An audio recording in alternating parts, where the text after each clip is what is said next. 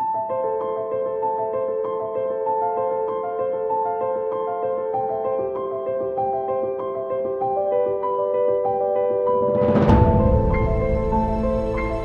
दर्शकबिन, पवित्र गार्डन्समा हजुरहरूलाई एकदम स्वागत छ।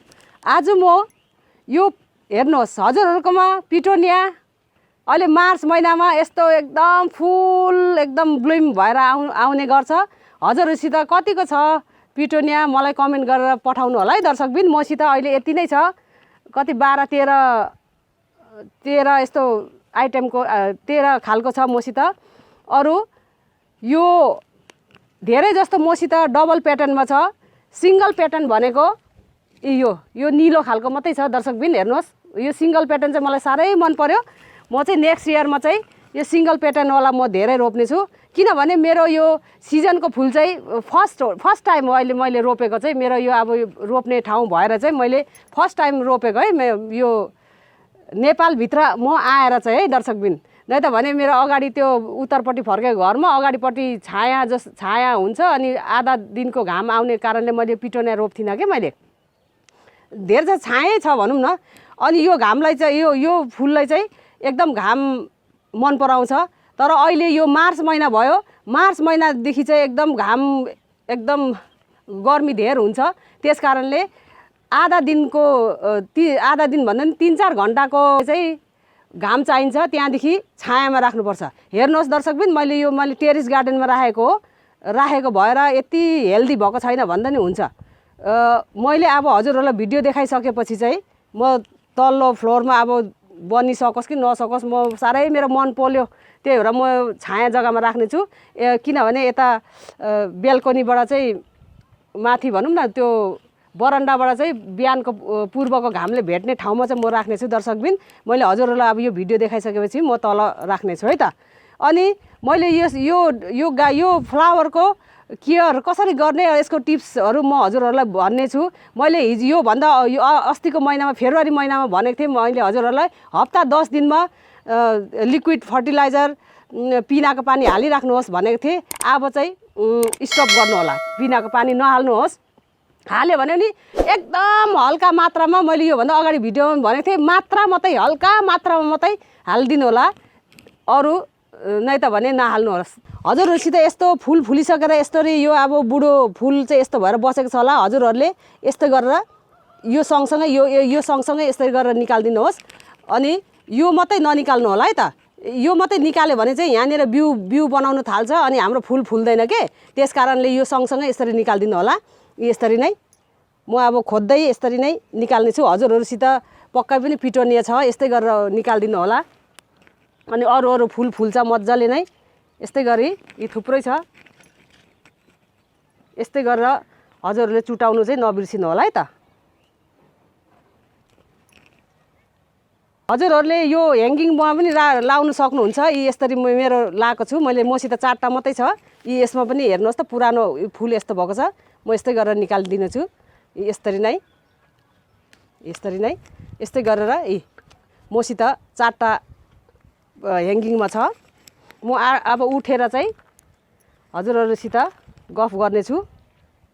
यसरी नै पुरानो फुल चाहिँ यसरी टिपेर निकालिदिनु होला दर्शकबिन। हेर्नुहोस् न मेरो कस्तो दामी भएको छ यो सिंगल प्याटर्नको फुल। हेर्नुहोस् त पिटोनिया। म चाहिँ नेक्स्ट इयर चाहिँ यो धेरै जस्तो चाहिँ म सिङ्गलै रोप्नेछु, डबल भन्दा चाहिँ। मलाई सिंगल साह्रै मन पर्यो, मैले रोपेको थिइनँ। यो पालि यत्तिकै फ्रीमा अरू फुल चाहिँ धेरै किन्यो भनेर चाहिँ त्यो नर्सरीवाला भाइले चाहिँ मलाई यो चाहिँ सिंगल प्याटर्नवाला चाहिँ यत्तिकै सित्तैमा दिनुभएको थियो कि। अनि यस्तो कलरको नीलो कलरको छ। अरू हेर्नुहोस् त कस्तो दामी कलर भएको छ। यसरी नै अरू हेर्नु होला दर्शकबिन। यो फुल चाहिँ यो मेरो पिटोनिया चाहिँ किन यस्तो पहेँलो भयो भन्नुहुन्छ होला हजुरहरूले। किनभने यसमा मैले सिजिनेरियाको यो बिरुवा छरिदिएको थिएँ। हेर्नुहोस् न बुरुङरुङ आएको छ। मलाई यहाँ छिमेकी साथीले दिनुभएको थियो, तर ढिलो दिनुभयो कि। अस्ति नै डिसेम्बर अक्टोबर नोभेम्बरतिर दिएको भए मलाई कस्तो राम्रो हुन्थ्यो। यो सिजिनेरियाको फुल बिरुवा यसरी छरिदिएको थिएँ कि। अब गर्मी लाग्यो, अब गर्मी लागेपछि कामै छैन यसको। त्यही भएर मैले यो राम्रो हुन्छ कि सिजिनेरिया भनेर चाहिँ मैले चाहिँ गोडेको थिएन कि। यसरी नगोडेर चाहिँ हेर्नुहोस् त यो पिटोनिया पुरा पहेँलो भएर यसरी मैले गोडेकै थिएन। अरू चाहिँ मैले गोड्दै मैले पिनाको पानी दिन्थेँ। अनि यसमा चाहिँ मैले नगडिकनै सिधै पिनाको पानी दिन्थेँ र पनि पिनाको जबसम्म गोड्दैन हामीले बोट बिरुवालाई तबसम्म हामीले मल मात्रै माथिबाट ओइरियो भने नि कामै छैन है त दर्शकबिन। हेर्नुहोस् त मैले एकखेप पनि नगडेको यस्तो जर्खरेर बसेको छ, जरा भएर। यसरी गोड्नु होला हजुरहरूले। मलको पानी मल मात्रै हालेर नि काम हुँदैन। अनि यसरी नै बेला यसरी नै मल जल दिनुभन्दा पनि धेरै मात्रामा यसरी नै गोडगाड गरिदिनुहोस् है। यस्तो जरा भएको छ अनि अरट्ठै भएर चाहिँ यस्तो नसप्रेर पहेँलो भएको यो हेर्नुहोस् न, यस्तो भएको छ। हेर्नुहोस् हजुरहरूसित नि यस्तो भएको छ भने यसरी गोडेर मात्रै मलजल गर्नुहोस् है त दर्शकबिन, यसरी नै।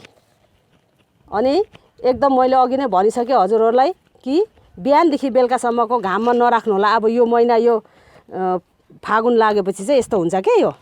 अनि फेब्रुअरी आज कति तारिक हो, मार्च लागेपछि यस्तो गर्मी दिनको दिन छिपेको छ। मेरो फुललाई हेर्नु नि, भिडियो गरौँ भनेर मेरो छोरालाई भन्दा बल्ल आज सायद निस्क्यो, नै त मैले भिडियो गरेको भए चाहिँ हिजो अस्ति नै मैले तल झारिसक्थेँ कि।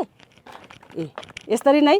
अनि अब यसमा के हाल्ने भनेर म हजुरहरूलाई भन्नु चाहन्छु कि अब यति गोडिदिइसकेपछि चाहिँ यहाँ पनि रहेछ यस्तो वेस्ट यसरी। यति मैले गोडिदिइसकेपछि चाहिँ अब के गर्छु भने हजुरहरूसित पुरानो मल गाईको मल छ भने नि हाल्नु होला।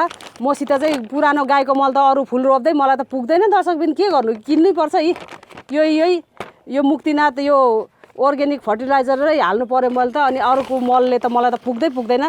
त्यो खोजेको यसो बारीतिर चौरतिर खोजेको मलहरूले पुग्दैन। अनि पुग्यो अनि लियो भने नि अरू फुलमै लाउँदा ठिक्कै हुन्छ। अनि यस्तै गरेर हजुरहरूले बर्मी कम्पोस्ट चाहिँ गोडेर चाहिँ यस्तै गरेर लगाइदिनु होला है त। पिनाको पानी चाहिँ हल्का मात्रामा लायो भने नि कोही बात छैन, र पनि यो बर्मी कम्पोस्ट यसरी लगाइदिनु होला। अनि यसमा पनि हेर्नुहोस् यस्तो झ्याम्मेको छ, यसरी झ्याम्मेको छ नि होइन, यो फुल झ्याम्मेको छ र पनि। अनि यस्तो गरेर गर्नुहोस्, यस्तो गरेर पहिला गोडिदिनु होला है। यसरी नै यसरी गोड्नुहोस् अनि मल लगाइदिनु होला। यस्तै गर्यो।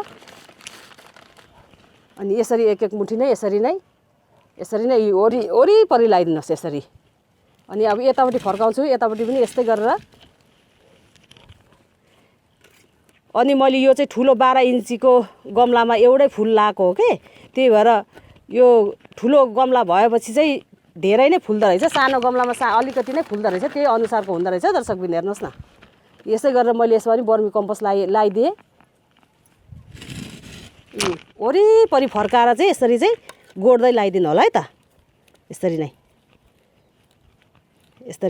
चराक गर्दै जराहरू पनि पुरा हल्लिन्छ। यसरी नै केही हुँदैन, जरा टुट्यो भने पनि नि। तर बिचमा चाहिँ जरा टुट्नु भएन, छेउछेउमा आएको फैलिएको चाहिँ केही पनि हुँदैन। यसरी नै। अनि मैले अब हेर्नुहोस् त दर्शकबिन, यस्तो जराहरू यस्तो हुन्छ जराहरू। अनि अब यस्तो गऱ्यो भने त यो जरा त चुडेको भयो नि, अब त्यसमै मलमै मिसिनु जान्छ। हजुरहरूलाई मैले देखाउनुको लागि चाहिँ यो यस्तो गर्दैछु दर्शकबिन। अरूमा चाहिँ मैले बिहानै हालिसकेको छु। अनि यो मल हालिसकेपछि दर्शकबिन यस्तो गरेर यसरी नै उठाउँदै यसरी नै छेउछेउबाट यसरी पानी हालिदिनु, पक्कै पनि नबिर्सिनु होला है त। यसरी नै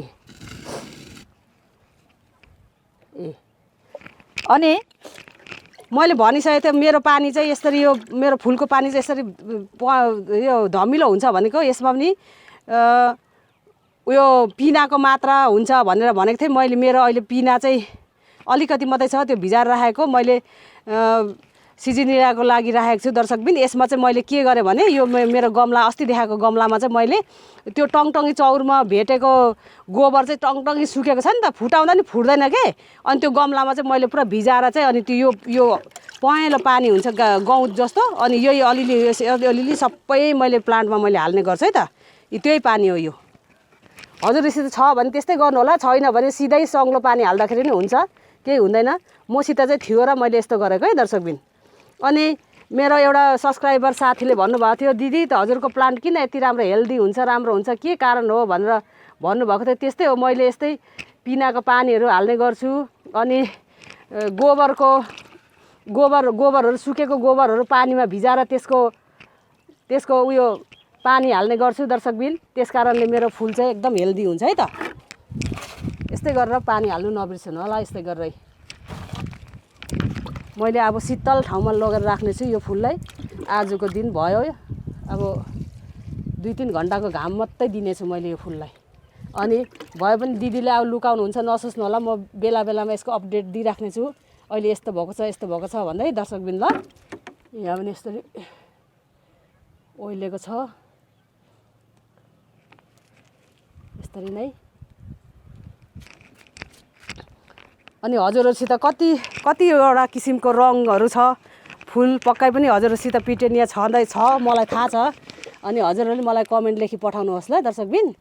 मसित चाहिँ यो एउटा कलर भयो, यो कलरको छ।